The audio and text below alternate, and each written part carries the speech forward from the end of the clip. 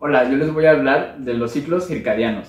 Bueno, no sé si todos saben, pero el organismo se controla bajo un reloj que tenemos, que va a ser el que controla las funciones más vitales de nuestro cuerpo, como a qué ritmo late el corazón, a qué hora del día vamos a presentar la tensión arterial más alta o más baja, también la función y cómo se van a comportar ciertas hormonas que van a hacer o que nos activemos en la mañana o que nos preparemos para descansar cuando llega la noche. También controla funciones muy importantes como la activación del sistema digestivo cuando empezamos el día. Y lo increíble de todo este reloj es que justamente va a estar conectado con el día, es decir, con la aparición de la luz y del día y de la noche. Entonces justamente hoy vamos a descubrir cómo es que actúa nuestro cuerpo hora tras hora como va pasando el día, y también vamos a poder entender cómo es que funciona nuestro organismo basado en ese reloj biológico que tenemos. Seguramente han escuchado que hay personas que dicen que ellos están más despiertos en la noche o que trabajan mejor en la noche.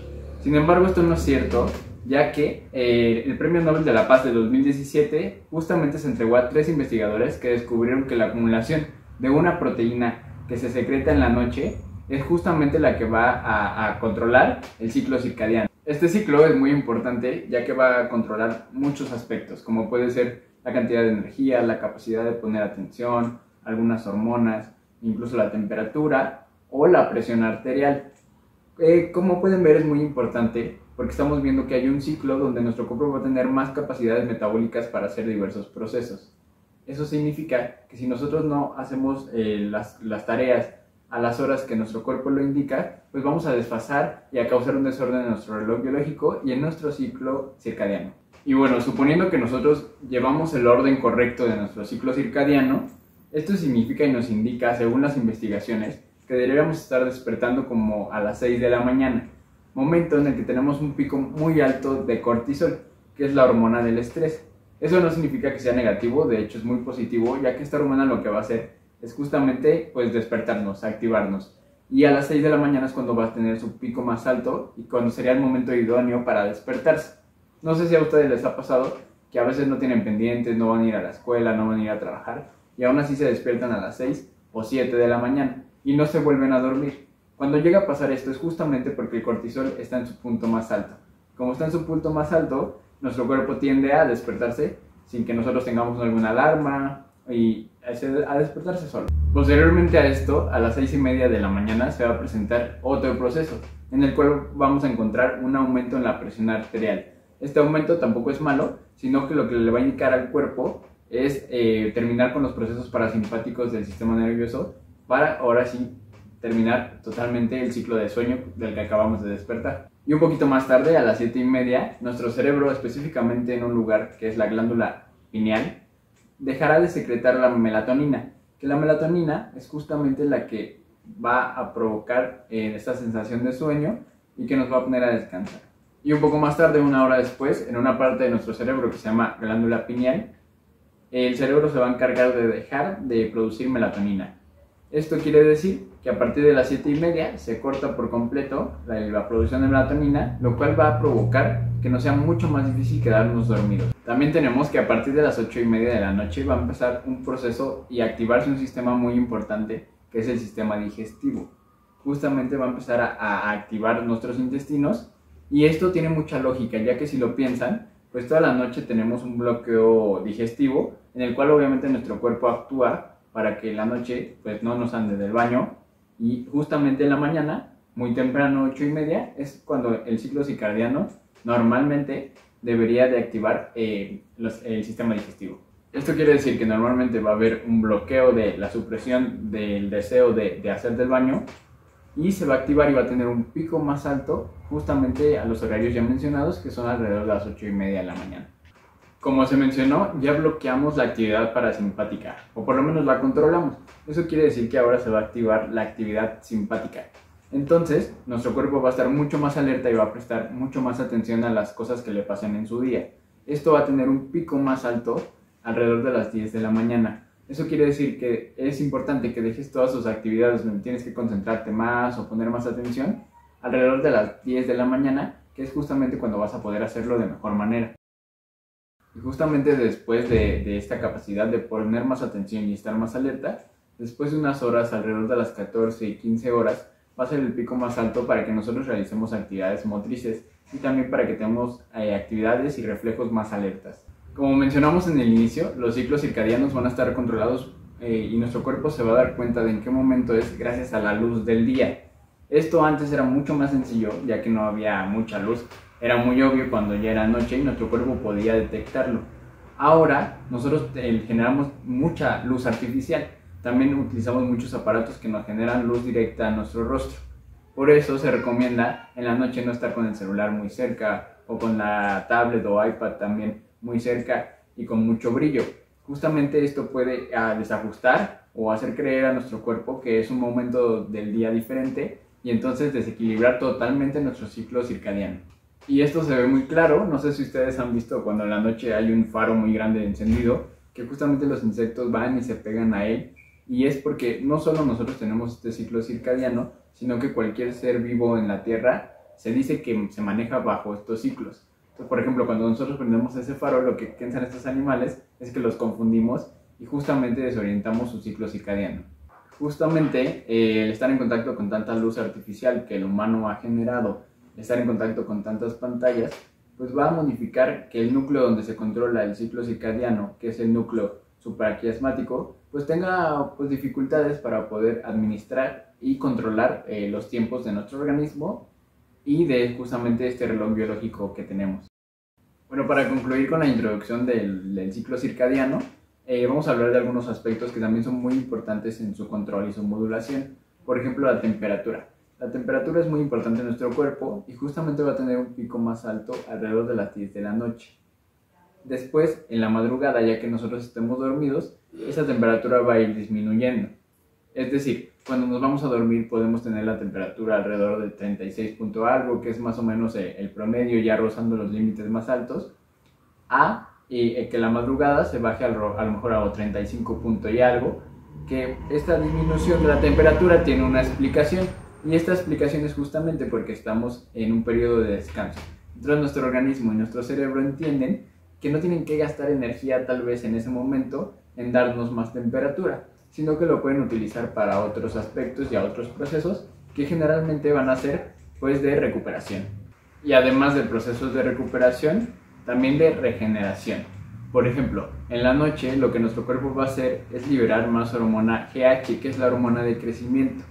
Esta hormona justamente nos va a ayudar a restaurar a lo mejor lo que gastamos en todo el día con las diversas actividades y procesos que hicimos. Entonces en la noche va a aprovechar para restaurarlo y al día siguiente poder realizar nuestras actividades de manera correcta y tener la misma energía y fuerza que tuvimos justamente ese día o incluso más. Bueno, vamos a profundizar un poquito más en el tema de las hormonas. Justamente ya les había mencionado el cortisol y la melatonina, pero vamos a explicarlo un poco más. Cuando nosotros despertamos después de un correcto tiempo de descanso, con las horas correctas, sin interrupciones, para ahí cuando empiezan a salir los primeros rayos de sol, es cuando nuestro cuerpo va a tener los picos más altos de cortisol. El cortisol, como ya lo mencionamos, es el que va a activar y nos va a despertar. Es el que nos va a hacer despertarnos con más sensación de energía y así poder realizar las actividades que tenemos en ese día, pues con más ganas y con más entusiasmo. Justamente va a pasar todo el día y en la noche cuando llega la oscuridad, cuando el sol se va, es cuando va a empezar a secretarse la melatonina. Que la melatonina justamente va a tener también un pico más alto por ahí de las 3 de la madrugada. Esto quiere decir que a esa hora nuestro sueño va a ser el momento en el que va a estar más profundo. Y a partir de ese momento de las 3 de la mañana, 4 de la mañana, es cuando la melatonina va a ir disminuyendo. Pero mientras disminuye, justamente el cortisol va a ir generándose. Entonces esto tiene un proceso y un giro que no para en ningún momento. Este lo tenemos durante todos los días de nuestra vida, justamente porque es parte de nuestro reloj biológico y porque va a controlar y modular las funciones de nuestro organismo. No sé si ustedes han escuchado del jet lag, que es cuando vas a otro país y el horario es diferente. Justamente nuestro cuerpo necesita un tiempo de adaptación, que es para que estas hormonas y para que todos los procesos puedan seguir el mismo proceso y el mismo orden que ya tenías habitualmente. Obviamente este proceso y este ciclo que les menciono pues se va a cumplir nada más cuando nuestros tiempos de descanso sean correctos, cuando no sean interrumpidos, cuando no podamos dormir por alguna razón. Ahí pues se va a ver afectado y a lo mejor el momento en el que estas hormonas o se calman o empiezan a activarse, pues se va a ver afectado y entonces a lo mejor no vamos a tener la energía necesaria en el día o no vamos a poder dormir y vamos a tener insomnio, justamente por ese desequilibrio de hormonas generado por un mal hábito de sueño. Bueno, ahora que ya conocen bien lo que es el ciclo circadiano, vamos a ver cómo tiene que ver esto con el envejecimiento y justamente con el adulto mayor. Es muy conocido que cuando va pasando los años y va generándose el envejecimiento, pues el adulto tiene más problemas para generar un estado de homeostasis. Y esto ante reacciones de estímulos externos o también ante desequilibrios de procesos internos del organismo. Se sabe justamente que el adulto mayor va a tener diversos cambios y alteraciones en los procesos de sueño y vigilia, en sus procesos y ciclos metabólicos, también en su estado de nutrición, en su estado de alimentación, y esto pues se va a ver y se va a ir viendo afectado. Ok, una de las alteraciones más importantes es justamente los periodos de sueño y vigilia que tiene el adulto mayor. Normalmente las horas que se recomienda dormir es de 7 a 8 horas. En el anciano y en el adulto mayor se recomienda también estas horas, pero es un poco más normal si duermen un poco menos. Se considera normal en el adulto mayor que duerman alrededor de 6 horas. Menos ya sería perjudicial para su salud. Estas 6 horas son permitibles mientras el adulto mayor se pueda desempeñar de manera correcta con estas horas de sueño. Uno de los cambios, y estos cambios en el sueño se debe justamente a la modificación de la fisiología del sueño en el envejecimiento. Esto se va a dar justamente porque el anciano va a tener un sueño menos profundo y esto lo que va a provocar es que tenga micro despertares alrededor de todo su ciclo de sueño y entonces no va a dormir de la manera más correcta. Y esta modificación o disminución no solo va a ocurrir en los procesos de sueño ligero, sino también cuando tenga los procesos de sueño profundo, ya que estos se van a ver de igual manera disminuidos y esto va a traer alteraciones al ciclo circadiano, no solamente por los micro despertares que menciono, sino también porque se va a modificar totalmente.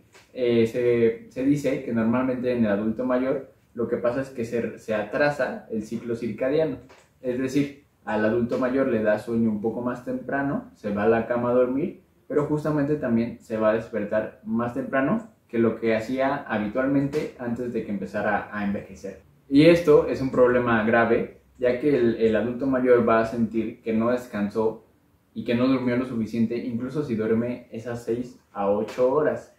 Esto también se debe en gran parte ya que cuando la persona llega a una edad más avanzada, va a ir disminuyendo normalmente las actividades que realiza. Se vuelve un poco más sedentario y más inactivo y esto da más fácil o da más entrada a que si está pues todo el día sentado a lo mejor en un sillón, pues su cuerpo y él piense en dormir una siesta alrededor del día, que también va a modificar su ciclo circadiano. Esto quiere decir que va a ser muy normal ver que el adulto mayor pues normalmente nos diga: ay, pues yo es que normalmente en el día pues sí me tomo una siesta pequeña, y es completamente normal, ya que lo que está buscando el cuerpo es recuperar esas horas que a lo mejor no dormimos a altas horas de la madrugada.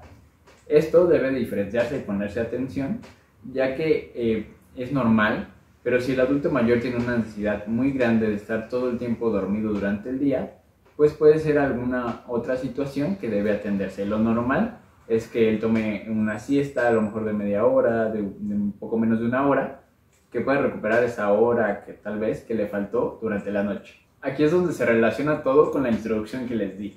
Justamente en el adulto mayor es muy importante manejar y trabajar con ellos partes de mantener la memoria, incluso de prestar atención y de estar enfocados en algo, ya que no vamos a encontrar a adultos mayores los cuales todavía son laboralmente activos. Entonces, si trabajamos esto de los ciclos circadianos correctamente con ellos, pues vamos a ayudarles justamente a que no pierdan esa capacidad de prestar atención y de seguir siendo autónomos y sostenerse por ellos mismos. Algo que es crucial y muy importante en el adulto mayor es que pues normalmente a esta edad es cuando ellos presentan más comorbilidades o alguna enfermedad.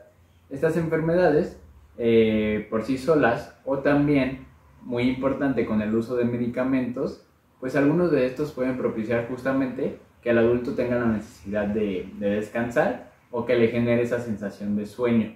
Esto no quiere decir que estos medicamentos no deban consumirse, sino que deben ser valorados y que deben tomarse en cuenta al momento de hacer la consulta y de revisar los tiempos de sueño y vigilia del paciente. Algunos medicamentos, por ejemplo, medicamentos para la hipertensión, medicamentos bronquiodilatadores, medicamentos incluso antidepresivos, van a generar justamente pues, esa sensación de sueño. Algunos otros, como los de hipertensión, van a generar también que el adulto tenga la necesidad de ir a orinar. Esto entonces es importante revisarlo con el médico para que lo pueda poner tal vez el consumo de medicamentos al principio del día, y así el adulto tenga todos estos efectos durante el día y no afecte sus horarios de sueño, por ende su sistema biológico y por ende su organismo. Es importante nosotros como personal del área de salud, específicamente como nutriólogos, también saber escuchar y dar recomendaciones al adulto mayor.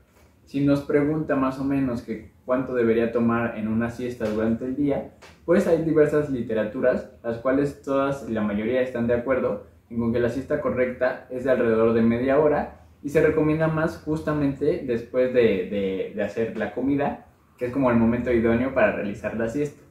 Pero hay una condición para que esta siesta se realice o no, que es que al realizarla no nos afecte para nada los procesos, el ciclo y el tiempo de sueño que va a tener el adulto mayor cuando llegue la noche.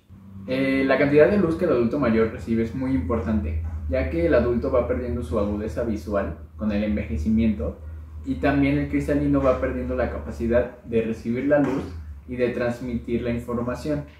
Esto entonces va a generar que para que el adulto mayor pueda coordinar su ciclo circadiano con la aparición de luz y con la ida de luz en la noche, necesita entonces que haya mucha luz, y por eso la recomendación de poder tal vez en la mañana exponer al adulto mayor al rayo del sol, sacarlo a hacer un paseo de media hora, que justamente le ayudaría a hacer su actividad física y a recibir un poco de luz que ayude a coordinar, a que se sienta más activo y a que tenga bien su proceso biológico y su ciclo circadiano.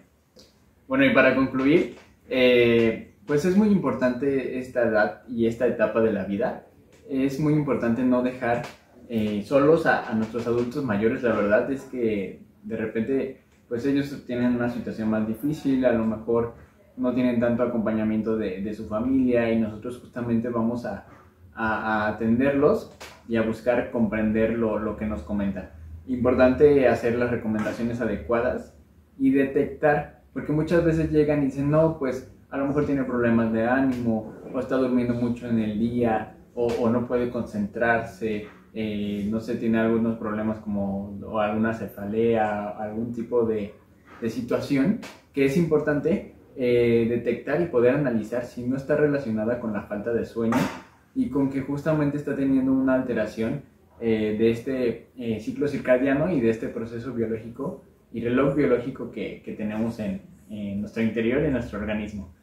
Entonces es muy importante también considerar ese aspecto y no olvidar también que el anciano y adulto mayor puede tener otras complicaciones, otras enfermedades, que seguramente puede tener algún medicamento o alguna otra indicación médica que no podemos hacer a un lado. Tenemos que poder supervisar, por ejemplo, que algún medicamento no esté causando esa falta de sueño o esas complicaciones para pues, seguir su proceso y su reloj biológico. Entonces es todo un trabajo multidisciplinario, donde tenemos que estar informados también de sus otros tratamientos y sus otras atenciones médicas, y a partir de esto poder hacer el mejor tratamiento, el mejor diagnóstico también a nuestro paciente, y poder ayudarlo a mantener una calidad de vida lo máximo y lo mejor posible, y también pues en gran medida esperemos a que tengan una autonomía muy importante en su vida, y en el caso de que no sea así, pues que tengan, repito, la mejor calidad de vida posible. Y pues esto sería todo, espero que les haya gustado y que les haya quedado muy claro lo importante que es el reloj biológico, que no solo el adulto mayor lo tiene, sino lo tenemos nosotros ahorita, ustedes que están viendo esto, y pues cualquier persona en el mundo, y hay que tomarlo en cuenta y hay que seguirlo para poder estar bien, para poder tener también nosotros una buena calidad de vida. Pues muchas gracias, hasta luego. Bienvenidos a Geriatría para Todos, un espacio para difundir temas de interés sobre la salud en el adulto mayor, dirigido al público en general. Con ustedes, el Dr. Aldo García Taboada, médico especialista en geriatría y cuidados paliativos. Hola, muchas gracias por acompañarnos. El día de hoy hablaremos sobre un tema muy frecuente y de difícil manejo en el adulto mayor, los trastornos del sueño. Con el envejecimiento existen ciertos cambios fisiológicos normales y esperados que pueden verse reflejados en el proceso del sueño.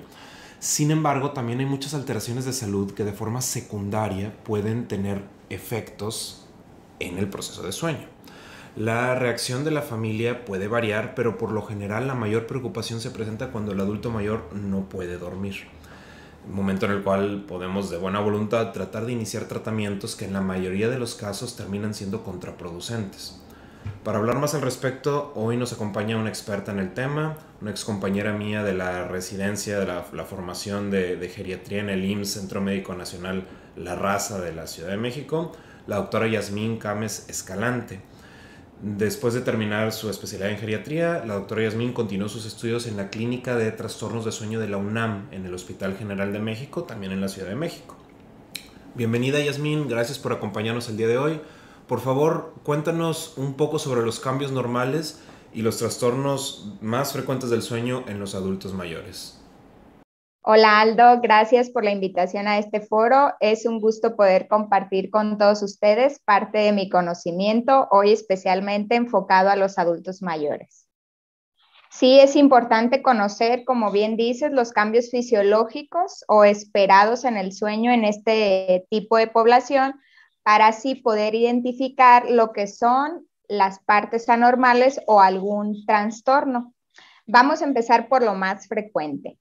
Y una de las preguntas más habituales es, ¿cuántas horas debe de dormir un adulto mayor?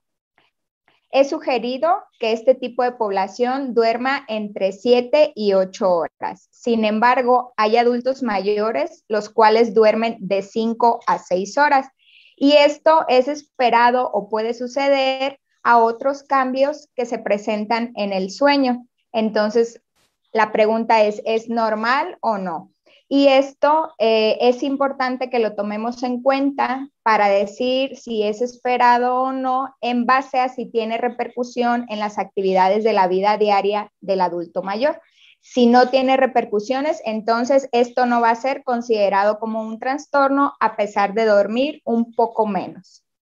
Respecto a las etapas del sueño, vamos a mencionar de forma muy general que tenemos etapas superficiales y etapas profundas.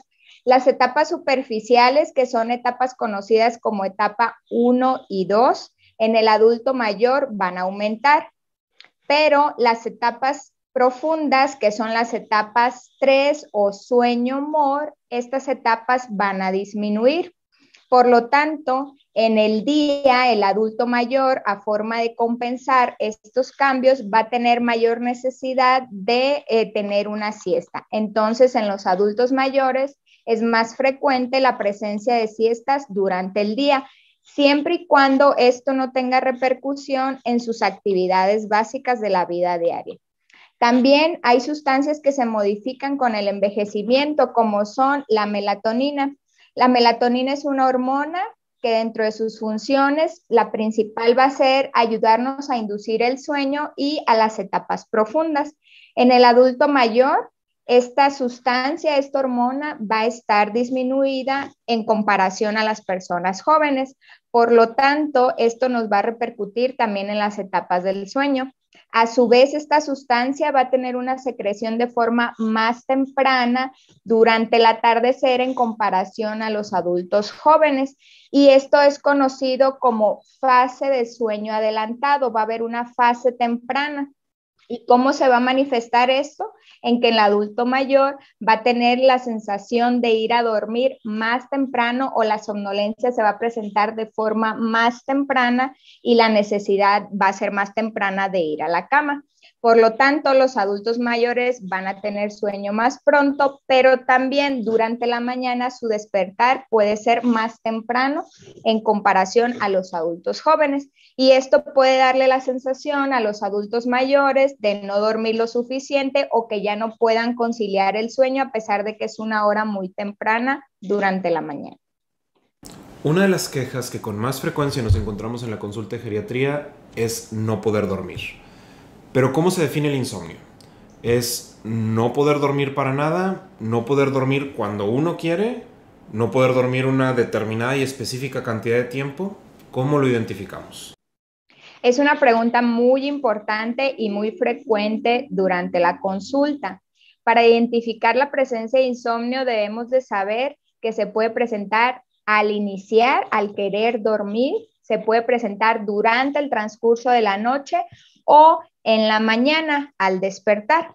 Entonces, si hay dificultad al querer iniciar el sueño, dificultad para volver a dormir después de un despertar en la noche, de un tiempo de más de 30 a 60 minutos o el despertar durante la mañana antes de la hora programada, aproximadamente una hora previa, si esto se presenta durante 3 veces o más por semana en un periodo de al menos 3 meses, teniendo repercusión con sus actividades de la vida diaria, es a esto lo que vamos a llamar la presencia de insomnio y por lo tanto amerita la valoración de algún especialista.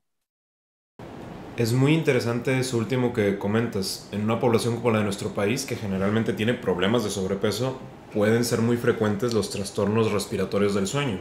Estos trastornos pudieran prácticamente clasificarse como un factor de riesgo cardiovascular comparable con la hipertensión o la diabetes. Y sin embargo, pocas veces los diagnosticamos o los tratamos. Muchas veces los pacientes inclusive no consideran que sea un problema que amerite siquiera mencionarlo a su médico. ¿Nos pudieras comentar un poco más al respecto? Es de vital importancia lo que estás comentando, Aldo, ya que como bien dices, los trastornos respiratorios del sueño son muy frecuentes en nuestra población. Vamos a comentar el más frecuente, que es el síndrome de apnea-hipopnea obstructiva del sueño. Es un factor de riesgo cardiovascular que puede ir de la mano con otras comorbilidades como son diabetes mellitus o hipertensión arterial. ¿Y qué es este trastorno? Hay una repercusión en nuestra vía aérea que produce obstrucción e incluso puede producirse episodios de apnea. ¿A qué me refiero con esto? Que hay ausencia de la respiración en un periodo de 10 segundos o más.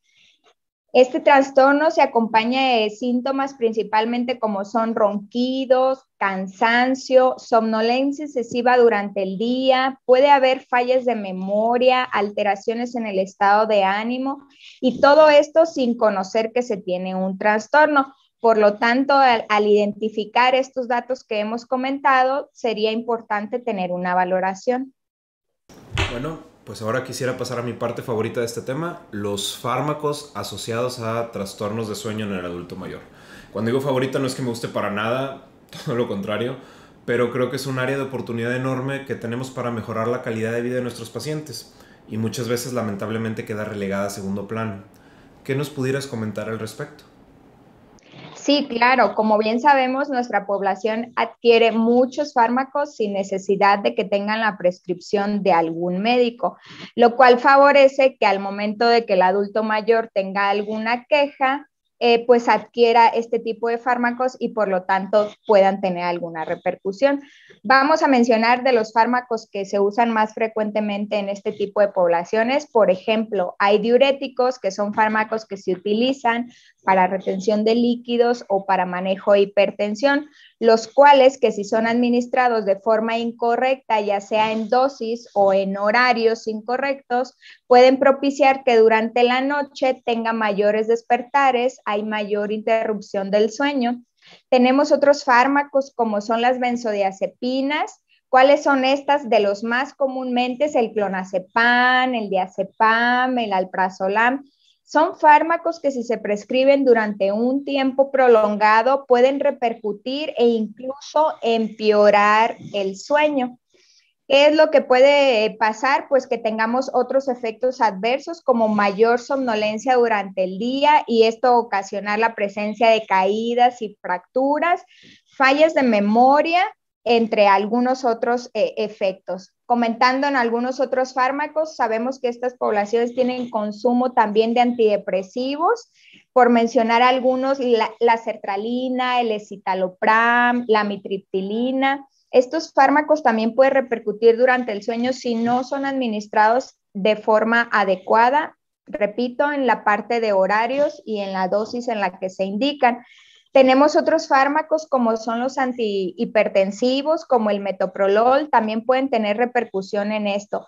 Y teniendo la oportunidad, sabemos que nuestra población tiene un alto consumo de herbolaria, de fármacos o remedios naturales, que muchas veces la población considera que por ser naturales no van a tener una repercusión o un efecto adverso en nuestro cuerpo. Sin embargo, es importante que sepan que sí tienen un efecto en el organismo y también pueden tener repercusión con algunos otros fármacos que se consumen.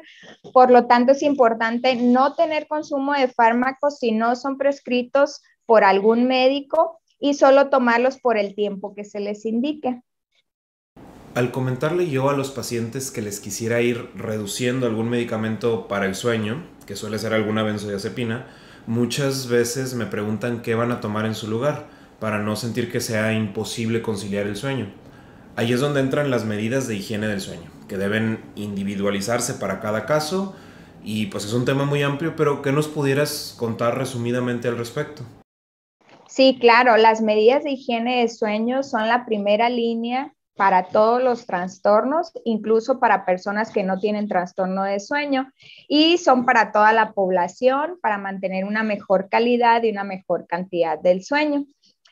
Para comentarles de los más frecuentes o de las mejores empleadas, vamos a empezar con mantener un horario fijo de ir a la cama y de despertarnos, intentando no estar en cama más tiempo del recomendado. En un adulto mayor se sugiere no estar en cama mayor de 7 a 8 horas.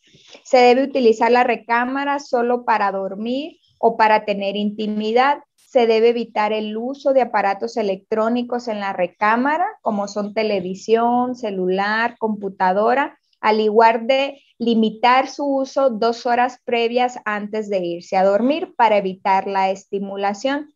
No ingerir bebidas estimulantes, de preferencia después de las 4 de la tarde hay que evitarlas. ¿A qué bebidas me refiero? A refresco de cola, café, a chocolates, todo esto con la intención de no repercutir durante el sueño. Y también vamos a sugerir realizar actividad física al menos 30 minutos, si es posible, durante la mañana con exposición solar. Bueno, pues doctora Yasmín, muchísimas gracias por tu tiempo y por compartir esta muy importante información conmigo y con el público en general. Muchas gracias por acompañarnos. Gracias a ti, Aldo, por la invitación y espero todo este conocimiento pues sea de ayuda para toda la población que nos escucha. Muchas gracias por acompañarnos en Geriatría para Todos, un espacio para difundir temas de interés sobre la salud en el adulto mayor, dirigido al público en general. La medicina es una ciencia en constante desarrollo. Conforme surjan nuevos conocimientos desde la medicina basada en evidencia, se requerirán cambios en la terapéutica. La intención de este espacio es informar, y el contenido aquí presentado jamás debe tomar el lugar de una valoración médica formal, ni ser utilizado como guía en la prevención o tratamiento de enfermedades. Cada paciente es único y merece un tratamiento individualizado. Para más información, consulte a su equipo de salud profesional.